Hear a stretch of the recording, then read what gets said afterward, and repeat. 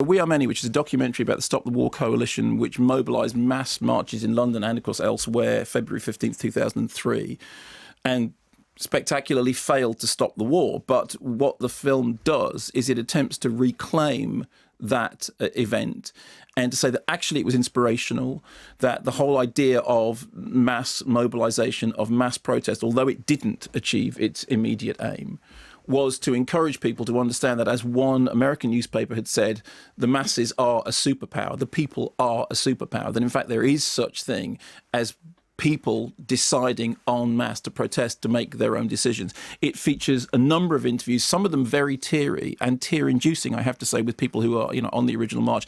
And obviously, of course, a sprinkling of celebrities, including Mark Rylance and Damon Albarn, his clip.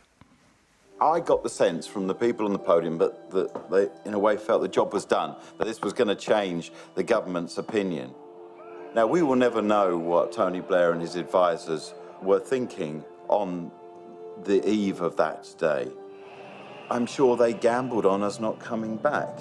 Now, I really believe that if we'd have come back the next weekend, they may not have changed them, but they would have certainly been nervous. But if we'd have come back the weekend after that, then you never know what would have happened. And in that sense, I feel very frustrated and a deep sense of regret about the fact that we just didn't finish the job. I did believe, I think as many of us believed on that march, that we could actually change something. And the fact that we couldn't has stuck in our craws ever since.